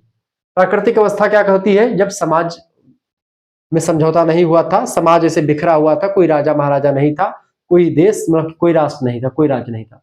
तो प्राकृतिक अवस्था का मानव जो था बहुत डरावना था, मतलब कि बहुत ज्यादा डरावनी स्थिति थी, जहां हर व्यक्ति एक दूसरे का दुश्मन था। अपनी जान बचाने के लिए लोगों ने आपस में समझौता किया होगा और अपनी सारी शक्तियां एक लेवियाथन माने सर्वशक्तिमान शासक, उसका नाम लेवियाथन रखा, उसी लेवियाथन को सौंप दी होगी और उसके बाद में फिर समझौता हो गया। और समझौते के द्वारा एक व्यक्ति, क्योंकि हर व्यक्ति एक दूसरे को मार काट रहा था, जिसकी लाठी उसकी भैंस काम कर रही थी, यानी कि टिट फॉर टैट, वो उसको मार रहा था, उसको मार रहा था, इस तरीके से सिस्टम था। लोग इससे एकदम से कचाई गए यह तरीके से कि भाई उन्हें मारे, मार काट से जो है दिक्कत का मार काट से हट करके उन लोगों ने क्या किया, लेवियाथन ने सर्वशक्तिमान शासक को चुना ताकि वो सभी पर कंट्रोल करे और इस तरीके से अपनी सारी शक्तियां इस लेवियाथन को दे दिया। दूसरे विद्वान है जॉन लॉक। लॉक ने कहा कि प्राकृतिक अवस्था जो थी, यानी जब राज्य की उत्पत्ति या समाज की उत्पत्ति नहीं हुई थी उससे पहले, अच्छी थी, मतलब कि ये राज्य था तब भी अच्छी थी, मारपीट नहीं होता था, डरावनी वगैरह नहीं थी, क्योंकि थॉमस हॉब्स कहते डरावनी थी। दोनों के विचारों में यहाँ पर मेल नहीं खाता है। लेकिन कुछ असुविधाओं जैसे कि कानून की स्पष्ट व्याख्या ना होना, ये सब थी। इस वजह से इन सभी को दूर करने के लिए लोगों ने एक समझौता किया होगा और उन्होंने शासक को सीमित शक्तियां दी होंगी और जीवन, स्वतंत्रता तथा संपत्ति के अधिकार को सुरक्षित रखा होगा कि जीवन जीने का अधिकार, स्वतंत्रता का अधिकार और संपत्ति का अधिकार हर व्यक्ति के पास रहेगा। बाकी अधिकार शासक को दे दिया था, यानी कि इसमें अच्छा लेवियाथन जो शासक था, जो थॉमस हॉब्स का था, वो सारी शक्तियां उसको दे दी गई थी थॉमस हॉब्स के द्वारा, कि वो सारी शक्तियां जनता ने उसको दे दी कि भाई अब तुम ही संभालो, अब तुम्हारे हवाले वतन साथियों। उसमें ऐसा था कि लेवियाथन को सारी शक्तियां दे दिया थॉमस हॉब्स ने। लॉक कहते हैं कि सारी शक्तियां नहीं दी गई, उसमें संपत्ति का अधिकार, स्वतंत्रता का अधिकार, जीवन जीने का अधिकार, ये सब जो है शक्तियां जनता के पास थी। जनता को इस राजा को हटाने का भी अधिकार थॉमस लॉक मतलब कि ये जॉन लॉक देते हैं, ये था। इन दोनों के विचारों को पढ़ा जीन जैक्स रूसो ने और एक पुस्तक लिखी सोशल कॉन्ट्रैक्ट नाम की, सामान्य इच्छा का सिद्धांत भी रूसो का ही। रूसो ने सामान्य इच्छा यानी जनरल विल का सिद्धांत दिया और उनके अनुसार लोगों ने अपनी व्यक्तिगत इच्छाओं को त्याग करके एक सामूहिक कल्याण या समाज की सामान्य इच्छा को अपनी शक्तियां सौंप दी। चूंकि सामान्य इच्छा का सिद्धांत में कहा उन्होंने कि जो व्यक्तिगत इच्छा है उसको त्यागा लोगों ने, अपनी स्वतंत्रता को त्याग करके एक शासक को बनाया और सामान्य इच्छा जिसमें सभी का भला हो, ऐसी इच्छा की तरफ जोड़ दिया और इस तरीके से एक समझौता हुआ और समझौते के द्वारा एक राज्य की कल्पना संभव हो पाई। ठीक है। सिद्धांत की मुख्य विशेषताएं ये है कि मानव निर्मित संस्था है, ये राज्य ईश्वर की देन नहीं बल्कि मनुष्य की इच्छा का परिणाम राज्य है। सहमति पर आधारित, राज्य का आधार शक्ति नहीं बल्कि जनता की सहमति है, ऐसा बताया गया। उद्देश्य इसका यह रहा कि राज्य का निर्माण शांति, सुरक्षा और अधिकारों की रक्षा के लिए किया गया है। निष्कर्षतः हम कह सकते हैं कि यह सिद्धांत आधुनिक लोकतंत्र का आधार बना, क्योंकि यह घोषित करता है कि सरकार की शक्ति का स्रोत जनता होती है और लोकतंत्र का स्रोत आप देखते हैं इस तरीके से है कि जनता, हम भारत के लोग भारत को संपूर्ण प्रभुत्व संपन्न, भारतीय संविधान की प्रस्तावना में साफ साफ लिखा कि जनता ही सर्वोपरि है। ठीक है। लोकतंत्र, अब्राहम लिंकन क्या कहते हैं कि जनता के द्वारा जनता के लिए किया गया शासन ही लोकतंत्र होता है। तो ये सब चीजें ध्यान रखेंगे। अगला क्वेश्चन आप दोस्तों देखेंगे, 5वां प्रश्न है, संप्रभुता का बहुलवादी सिद्धांत क्या है, इसकी प्रमुख मान्यताओं की चर्चा कीजिए। संप्रभुता का बहुलवादी सिद्धांत क्या है बताएं। संप्रभुता को सॉबर्निटी कहते हैं। बहुलवादी सिद्धांत ऑस्टिन के एकलवादी सिद्धांत के विरुद्ध एक प्रतिक्रिया है। एकलवादी विद्वान मानते हैं कि संप्रभुता केवल राज्य के पास होनी चाहिए, जबकि बहुलवादी विद्वान कहते हैं कि समाज में राज्य के अलावा अन्य कई संघ और संस्थाएं जैसे परिवार, धार्मिक समूह, श्रमिक संघ भी उतनी ही महत्वपूर्ण है। इनको भी सॉवरेनिटी, इनको भी मतलब की जो है संप्रभुता मिलनी चाहिए। विद्वानों के अनुसार अगर देखें तो लास्की कहते हैं कि चूंकि समाज का स्वरूप संघात्मक है, इसलिए संप्रभुता का स्वरूप भी संघात्मक होना चाहिए। एक ही व्यक्ति के पास होना चाहिए, सभी लोगों के पास बटा नहीं होना चाहिए।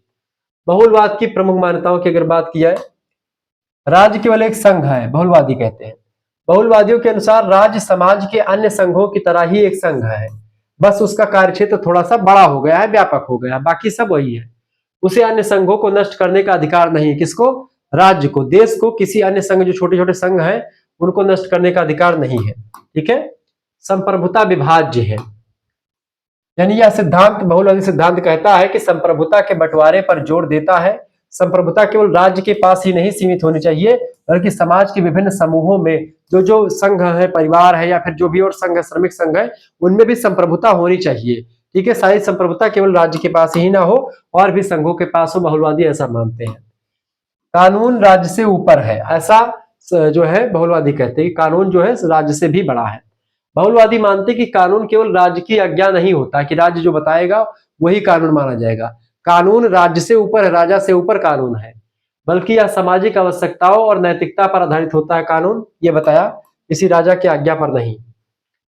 विकेंद्रीकरण का समर्थन किया, यानी कि जो है सत्ता एक ही लोगों के हाथ में नहीं, बल्कि कई लोगों के हाथ में होनी चाहिए। यह सिद्धांत सत्ता को एक जगह केंद्रित करने के बजाय उसे स्थानीय और व्यावसायिक समूहों को सौंपने की वकालत करता है। ठीक है। इसके अलावा लोकतंत्र और स्वतंत्रता, बहुलवाद व्यक्ति की स्वतंत्रता की रक्षा के लिए राज्य की शक्ति को सीमित करना चाहता है, ताकि जो है राजा के पास सारी शक्तियां ना हो, राजा की शक्तियां सीमित हो, जनता के हाथों में भी शक्तियां हो। निष्कर्षतया संप्रभुता का बहुलवादी सिद्धांत समाज की विविधता को स्वीकार करता है और राज्य को एक तानाशाह बनने से रोकता है, और रोक करके एक अधिक लोकतांत्रिक समाज की कल्पना करता है बहुलवादी विचारक। ठीक है। ये थे बहुलवादी विचारकों को लेकर के जो मैंने आपको बातें बताई, बड़ी जबरदस्त थी जी। तो आपने समझा ये अति लघु उत्तरीय प्रश्न। दीर्घ उत्तरीय प्रश्नों को देखते हैं दोस्तों। दीर्घ उत्तरीय प्रश्न आपकी परीक्षा के लिए बहुत ही ज्यादा इंपॉर्टेंट है, आ चुके हैं, आपकी परीक्षा के लिए बहुत ही महत्वपूर्ण है, ये बात आप ध्यान रखिएगा। प्रश्न है 6 नंबर। प्रश्न है, स्वतंत्रता की अवधारणा की चर्चा कीजिए और समानता के सिद्धांत से इसके संबंध की व्याख्या कीजिए। Concept of liberty and its relation to equality, यानी समानता और स्वतंत्रता के बीच में क्या मतलब कि क्या जो है संबंध है, और स्वतंत्रता को समझाइए भी। हेडिंग डालेंगे स्वतंत्रता, लिबर्टी। स्वतंत्रता दोस्तों राजनीति विज्ञान की सबसे महत्वपूर्ण और आकर्षक अवधारणा रही है। इसका अर्थ केवल बंधनों का अभाव नहीं होता कि बंधन आपके पास कम है या कम दबाव है तो आप स्वतंत्र हैं, बल्कि व्यक्ति को अपने व्यक्तित्व के विकास के लिए उचित अवसर प्राप्त होना चाहिए। ये भी स्वतंत्रता के अंतर्गत आता है कि उचित अवसर मिले ताकि व्यक्ति अपना विकास कर सके, अपना पर्सनालिटी डेवलप कर सके। वही समानता यानी इक्वलिटी जो होती है, इसका अर्थ है कि समाज में विशेष अधिकारों का अंत और सभी को विकास के समान अवसर मिले, नहीं कि सभी को विकास के समान अवसर मिले, ये समानता होती है। और व्यक्तित्व के विकास के लिए उचित अवसर प्राप्त हो समाज में, ये होता है आपका स्वतंत्रता, कि व्यक्तित्व के विकास के लिए जो है अवसर प्राप्त हो सभी को, और वो अवसर समान अवसर प्राप्त हो सभी के लिए। समान अवसर समानता कहा जाता है, अवसर प्राप्त हो उसको स्वतंत्रता कहते हैं। ठीक है। ये आपके बंधन मुक्त होकर के एक ऐसी अवसर प्राप्त करें जिससे व्यक्तित्व का विकास हो और सभी व्यक्तियों का समान विकास हो। इस दृष्टि से दोनों एक दूसरे से कनेक्टेड है। स्वतंत्रता का अर्थ है कि अर्थ परिभाषा, स्वतंत्रता अंग्रेजी शब्द लिबर्टी का हिंदी रूपांतरण है, जो लैटिन भाषा के लीबर शब्द से बना हुआ है। इसका अर्थ है बंधनों का अभाव, यानी कि बहुत बंधन कम, बहुत दबाव कम है, स्वतंत्र का मतलब यही होता है। प्रोफेसर लास्की के अनुसार अगर देखें तो स्वतंत्रता का अर्थ और वातावरण को बनाए रखना है, उस वातावरण को बनाए रखना स्वतंत्रता का अर्थ क्या होता है? उस वातावरण को बनाए रखना जिसमें मनुष्य को अपने व्यक्तित्व को पूर्ण विकास का अवसर मिले। ये बात आप ध्यान रखेंगे ताकि व्यक्ति अपना पूरा विकास कर सके। और ऐसी यही चीज जब समानता की दृष्टि से देखेंगे तो समानता ने सभी को समान अवसर मिले। स्वतंत्रता और समानता में संबंध, इन दोनों के बीच संबंध को लेकर के विद्वानों ने दो मुख्य विचारधाराएं रही हैं। पहला, स्वतंत्रता और समानता एक दूसरे के विरोधी हैं। लॉर्ड एक्टन, डी टॉकविले जैसे विचारकों का मानना है कि स्वतंत्रता और समानता दोनों एक दूसरे के क्या है? विरोधी हैं। यदि सभी को समान बनने की कोशिश की जाएगी तो व्यक्ति की स्वतंत्रता खत्म हो जाएगी। उनका तर्क है कि प्रकृति ने लोगों को असमान बनाया है। बुद्धि और बल में आप देखते हैं सभी लोग बराबर नहीं होते हैं। प्रकृति के द्वारा मिलती है बुद्धि और बल पहले से, इसलिए उन्हें जबरन समान बनाना अन्याय होगा, क्योंकि प्रकृति ने ही सबको अलग अलग बनाया हुआ है। इसलिए ये बातें बिल्कुल विरोधी है, चाहे वो क्या नाम है, स्वतंत्रता और समानता एक दूसरे के विरोधी हैं। ठीक है, इसमें डी टाकविले हो गए और लॉर्ड एक्टन का मानना यही रहा है। जबकि दूसरे विद्वान है स्वतंत्रता और समानता को एक दूसरे के पूरक बताते हैं। आधुनिक विचारक जैसे कि प्रोफेसर लास्की, टॉनी, ये लोग मानते हैं कि बिना समानता के स्वतंत्रता खोखली मानी जाएगी। उदाहरण के रूप में यदि एक गरीब व्यक्ति को भाषण देने की स्वतंत्रता है लेकिन उसके पास खाने के लिए रोटी नहीं है, आर्थिक समानता का अभाव है, तो उसके लिए उस स्वतंत्रता का कोई मूल्य नहीं कि वो बोलने की स्वतंत्रता तो पा गया लेकिन उसके पास रोटी नहीं है, वो कोई उसके पास खाने के लिए खर्चा नहीं, उसको बोलने की स्वतंत्रता आपने दे दी लेकिन उसको कभी जो है बोलने का अवसर ही नहीं मिला। स्वतंत्रता तो आपने दे दिया लेकिन उसको कभी अवसर नहीं मिला, उसको समानता, उसके पास पैसा नहीं तो वो चीजें नहीं बोल पाएगा, वो खा ही नहीं रहे तो कहां से बोलेगा वो। निष्कर्षतया स्वतंत्रता और समानता एक ही रथ के दो पहिए हैं। सच्ची स्वतंत्रता वही संभव है जहां सामाजिक और आर्थिक समानता मौजूद हो, वहीं पर स्वतंत्रता आपको दिखेगी। ठीक है, अगला प्रश्न, उदारवाद क्या है? राज्य के उदारवादी सिद्धांत का वर्णन कीजिए, बताएंगे। उदारवाद, what is liberalism, liberal theory of state. उदारवाद क्या है? उदारवाद की अगर बात की दोस्तों तो लिखेंगे, उदारवाद वह विचारधारा है जो व्यक्ति की स्वतंत्रता को सबसे ऊंचा स्थान देती है, यानी स्वतंत्रता सबसे जरूरी है, उदारवाद यह मानता है। यह मध्यकाल की निरंकुश सत्ता और कट्टरवाद के विरुद्ध एक विद्रोह के रूप में उभरा है। कौन? उदारवाद। उदारवाद का मानना है कि मनुष्य एक बुद्धिमान प्राणी है और उसे अपने हित का निर्णय लेने का पूरा अधिकार होता है, इसको मनुष्य को, ऐसा उदारवादी मानते हैं। उदारवाद के दो रूप है, एक है नकारात्मक, एक है सकारात्मक। पहले हम नकारात्मक देखते हैं जो शास्त्रीय विचार है। उदारवादी का जो रूप है पहला है शास्त्रीय यानी नकारात्मक उदारवाद। यह राज्य को एक आवश्यक बुराई मानता है, यानी राज्य को मतलब मानता है कि भाई आवश्यक है, राज्य जरूरी भी है लेकिन एक बुराई भी है। इसका कहना है कि सरकार वही अच्छी होती है जो सबसे कम शासन करे। एडम स्मिथ जो कि एक अर्थशास्त्री भी है और जॉन लॉक इसके समर्थक हैं, किसके? नकारात्मक उदारवाद के, यानी कि इनका क्या कहना था कि सरकार वही अच्छी हो जो सबसे कम शासन करे। ठीक है, ये नकारात्मक उदारवाद है। दूसरा उदारवाद है सकारात्मक उदारवाद, पॉजिटिव उदारवाद। आधुनिक विचारधारक जो है यही है। यह राज्य को एक कल्याणकारी संस्था मानता है कि राज्य सभी का कल्याण करे। इनका मानना है कि राज्य को गरीबों की मदद करनी चाहिए, शिक्षा और स्वास्थ्य के लिए हस्तक्षेप करना चाहिए राज्य को। लास्की और मैकाइबर, पेज जो है मैकाइबर और लास्की इसके समर्थक रहे हैं, तो कहीं ना कहीं पे शिक्षा में गरीबों की मदद करना हुआ, स्वास्थ्य के मामले में राज्य को हस्तक्षेप करके जो है व्यक्तियों में और उनकी मदद करनी चाहिए। यह सकारात्मक उदारवाद है। राज्य के उदारवादी सिद्धांत की मुख्य विशेषताओं की अगर बात की जाए तो पहली विशेषता, व्यक्ति साध्य है, राज्य साधन है। इसमें क्या है? राज्य का निर्माण व्यक्ति की भलाई के लिए हुआ है, ना कि व्यक्ति का जन्म राज्य के लिए हुआ है। यानी कि राज्य का जन्म व्यक्ति के लिए हुआ है, ना कि व्यक्ति का जन्म राज्य के लिए हुआ है। राज्य जो बनाया गया व्यक्तियों ने मिलकर के बनाया और व्यक्तियों की फायदे के लिए राज्य का निर्माण किया गया, ना कि घाटे के लिए। पहली बात उदारवादी मानते हैं। दूसरी बात, सीमित सरकार, सरकार की शक्तियां संविधान के द्वारा सीमित होनी चाहिए, ऐसा उदारवादी मानते हैं, ताकि राजा तानाशाह ना बन सके, उदारवादी मानते हैं।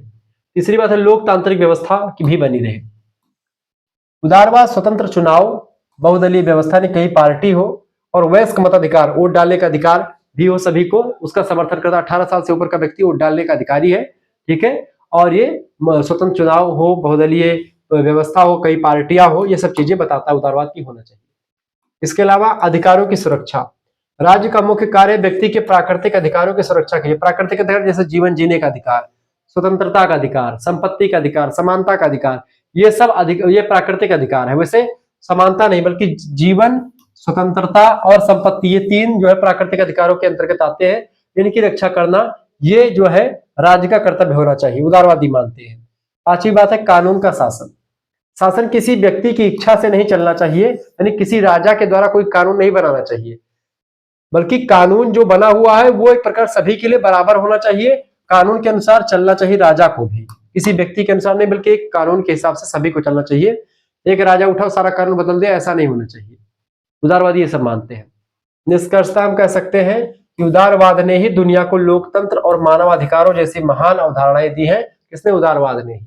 आज लोकतंत्र का एक प्रकार से डंका बज रहा है चारों तरफ और मानवाधिकारों की बात हो रही है, वो उदारवादी विद्वानों के द्वारा ही दिया गया है। यह राज्य को व्यक्ति का सेवक मानता है, स्वामी नहीं। राज्य जो है व्यक्ति का सेवक है, ना कि जो है व्यक्ति राज्य का सेवक है। राज्य के लिए व्यक्ति, मतलब कि राज्य के लिए व्यक्ति का निर्माण नहीं बल्कि व्यक्ति के लिए राज्य बना हुआ है, व्यक्ति की सुख सुविधा के लिए राज्य का निर्माण हुआ है। आगे देखेंगे। शुक्ला रिपोर्ट चैनल को सब्सक्राइब कर लीजिएगा। हमारा दूसरा एक चैनल है को करिकुलर मास्टर, उसको भी आप सब्सक्राइब कर लीजिएगा। अगला क्वेश्चन आपका दोस्तों 8 नंबर प्रश्न, सरकार के संसदीय और राष्ट्रपति प्रणाली के बीच अंतर स्पष्ट कीजिए। आपके अनुसार भारत के संदर्भ में कौन सी प्रणाली बेहतर है? देखेंगे, लोकतांत्रिक शासन व्यवस्था में कार्यपालिका और विधायिका के संबंधों के आधार पर दो मुख्य प्रणालियां प्रचलित है। एक है संसदीय यानी पार्लियामेंट्री सिस्टम और एक है राष्ट्रपति सिस्टम। पार्लियामेंट्री सिस्टम ब्रिटेन में है, राष्ट्रपति वाला सिस्टम जो है वो अमेरिका में है। संसदीय शासन व्यवस्था को ही भारत में भी फॉलो किया जाता है। भारत ने ब्रिटिश मॉडल को अपनाते हुए संसदीय शासन प्रणाली को चुना है, जबकि अमेरिका में राष्ट्रपति प्रणाली प्रचलित है। ठीक है। कार्यपालिका का स्वरूप, पहला अंतर देखें, कार्यपालिका दोनों की अलग अलग। देखिए, संसदीय प्रणाली में कार्यपालिका की अगर बात की जाए तो इसमें दोहरी कार्यपालिका होती है। एक नाम मात्र की कार्यपालिका होती है, उसका प्रमुख राष्ट्रपति होता है। जैसे भारत में राष्ट्रपति या ब्रिटेन में राजा रानी जो होते हैं वो नाम मात्र के कार्यपालिका के प्रमुख होते हैं। और दूसरा वास्तविक प्रमुख होता है, जो कि भारत में प्रधानमंत्री या ब्रिटेन में भी प्रधानमंत्री ही होता है, जो मुखिया होता है देश का। ठीक है। संसदीय शासन व्यवस्था में यही होता है। वास्तविक शक्तियां प्रधानमंत्री और उसके मंत्रिमंडल के पास ही होती है, राष्ट्रपति को बस सिग्नेचर करने का अधिकार होता है। जबकि राष्ट्रपति प्रणाली में अगर देखेंगे कार्यपालिका के अंतर को, तो राष्ट्रपति प्रणाली में आप देखेंगे इसमें एकल कार्यपालिका होती है। राष्ट्रपति अमेरिका वाला है, राष्ट्रपति ही राज्य का प्रमुख भी होता है और सरकार का प्रमुख भी राष्ट्रपति ही होता है, जैसे ट्रंप। सारी वास्तविक शक्तियां राष्ट्रपति के पास में ही केंद्रित रहती हैं। जबकि भारत की राष्ट्रपति श्रीमती द्रौपदी मुर्मू जी हैं, तो द्रौपदी मुर्मू जी जो है वो उनके पास ज्यादा शक्तियां नहीं है, माननीय मोदी जी के पास ज्यादा शक्तियां हैं। ठीक है, ये बात आप ध्यान रखेंगे। दूसरा अंतर विधायिका में अंतर, विधायिका और कार्यपालिका के बीच में संबंध अगर देखेंगे, देखिए संसदीय प्रणाली की अगर बात की दोस्तों, तो इसमें कार्यपालिका यानी सरकार और विधायिका यानी संसद का ही हिस्सा होती है। यानी कार्यपालिका विधायिका का ही हिस्सा होती है। संसदीय प्रणाली में प्रधानमंत्री और मंत्रियों के लिए संसद के सदस्य होना अनिवार्य होता है, जो मंत्रिमंडल के सदस्य भी होते हैं। जबकि राष्ट्रपति प्रणाली में क्या होता है, इसमें शक्तियों के पृथक्करण यानी सेपरेशन ऑफ पावर्स का सिद्धांत कड़ाई से लागू होता है। कार्यपालिका और विधायिका एक दूसरे से पूरी तरह से स्वतंत्र होती हैं अमेरिका में। भारत में क्या है, कार्यपालिका और विधायिका एक दूसरे से कनेक्टेड होते हैं। जो विधायक सांसद होते हैं वही मंत्रिमंडल के सदस्य भी बन जाते हैं, वही कार्यपालिका के भी सदस्य होते हैं। ठीक है, पूरी तरह स्वतंत्र। लेकिन राष्ट्रपति जो होता है संसद का सदस्य नहीं होता है यहाँ पर, क्योंकि वहां पर संसद में राष्ट्रपति का सदस्य नहीं होता है। कहां पर? अमेरिका में, जबकि ब्रिटेन में होता है। उत्तरदायित्व, संसदीय प्रणाली, उत्तरदायित्व में भी डिफरेंस है। सरकार अपनी नीतियों और कार्यों के लिए संसदीय प्रणाली में संसद के प्रति सीधे तौर पर जवाबदेह होते हैं। संसद में सरकार ने कोई नीति बनाई, कोई कानून बनाया, तो संसद में उस पर आपको बहस करना पड़ेगा, उस पर आपको जवाब देना पड़ेगा। यदि संसद में सरकार के खिलाफ अविश्वास प्रस्ताव पारित हो जाए तो सरकार को इस्तीफा भी देना पड़ता है, ये भी इसमें तय होता है।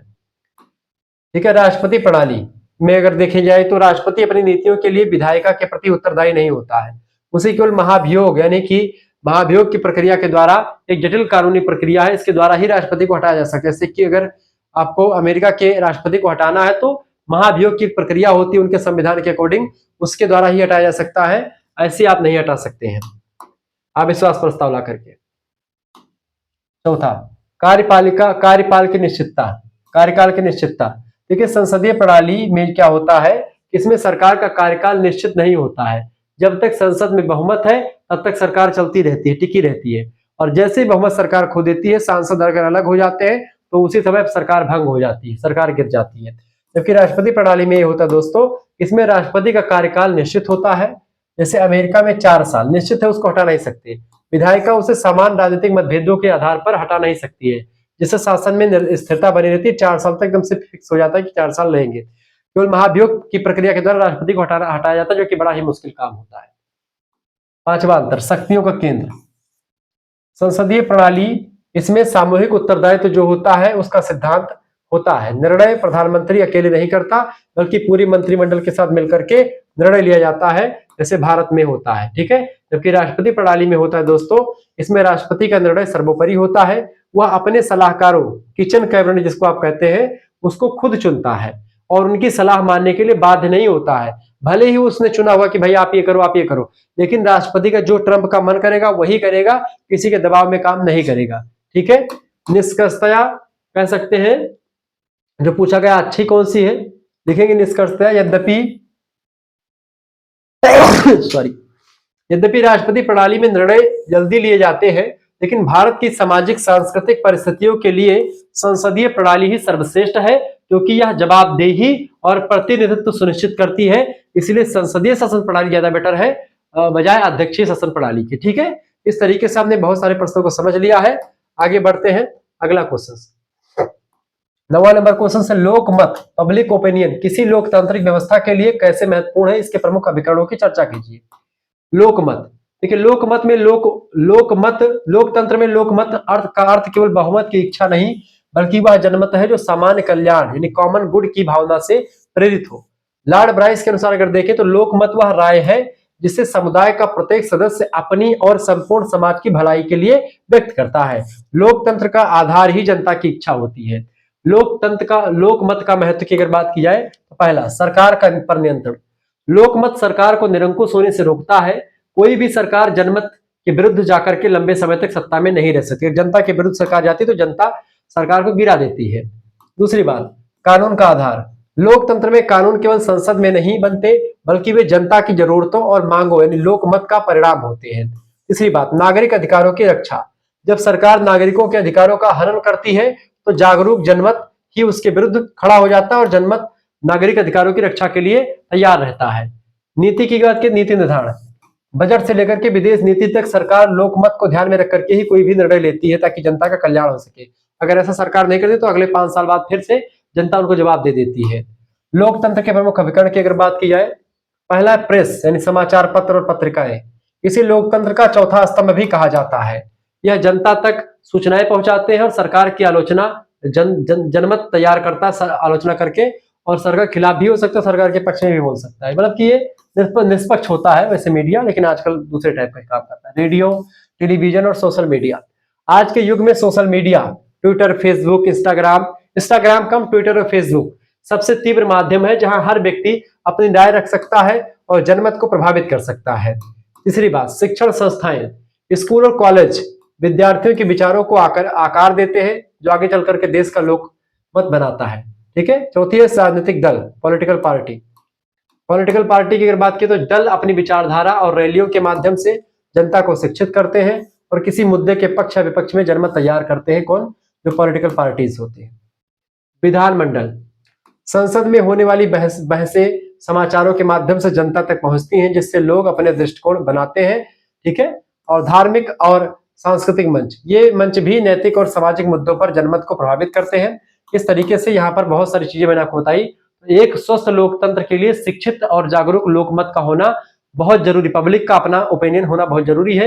यदि जनता उदासीन रहेगी तो लोकतंत्र केवल नाम का लोकतंत्र रह जाएगा। इसीलिए स्वतंत्र प्रेस और शिक्षा लोकमत के निर्माण की अनिवार्य शर्तें हैं, बात आप ध्यान रखेंगे।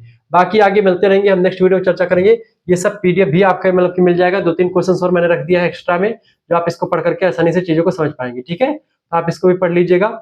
चलिए, आपको अगर जुड़ना हमारे साथ जुड़ सकते हैं, आप एसएमएस कर दीजिए 9984 039 139। इस नंबर पर आप व्हाट्सएप पर एसएमएस कर दीजिएगा। अपना नाम, पीडीएफ मिल जाएगा इसका, और ऐसे तमाम सारे पीडीएफ मिल जाएंगे। अपना नाम, अपने यूनिवर्सिटी का नाम, अपने सब्जेक्ट के नेम और आपके सेमेस्टर में अपने सेमेस्टर का नाम लेकर के भेज दीजिएगा। ठीक है, मात्र 100 रुपए फीस। 9984 039 139 पर एसएमएस करना है। जैसे आप एसएमएस करेंगे आपके पास एक क्यूआर कोड स्कैनर भेजा जाएगा, उसी पर आपको 100 रुपए फीस जमा कर देने हैं। ये फीस जैसे आप जमा करेंगे आपको व्हाट्सएप ग्रुप में जोड़ा जाएगा, वहीं पर आपको लाइव क्लास की link, video lecture, PDF note सब कुछ आपको मिलेगा। सबसे इंपॉर्टेंट बात है कि यहाँ पर आपको पीडीएफ नोट जो मिलेगा सभी सब्जेक्ट का मिलेगा, और ऑब्जेक्टिव वाला भी मिलेगा, और सब्जेक्टिव में लिखने वाले क्वेश्चन आंसर भी मिलेंगे, और एमसीक्यूज जो बहुविकल्पीय होते हैं वो भी आपको मिलेंगे। को करिकुलर का मिलेगा और सभी सब्जेक्ट को करिकुलर कम से कम आपके 10 सेट आपको किताब या सीरीज लेने की कोई जरूरत नहीं पड़ेगी। सभी बच्चों के लिए इंपॉर्टेंट है, सभी विद्यार्थियों के लिए इंपॉर्टेंट है। ठीक, कोई दिक्कत की बात नहीं, सारे बच्चे पढ़ सकते हैं। सब चीजें मैं पढ़ाता रहता हूँ। ठीक है, सभी विश्वविद्यालय के बच्चे हमसे जुड़ सकते हैं। मिलते हैं फिर नेक्स्ट वीडियो में, तब तक के लिए जय हिंद जय भारत। आप सभी का बहुत बहुत धन्यवाद। वीडियो को लाइक और शेयर जरूर कर दीजिएगा। धन्यवाद।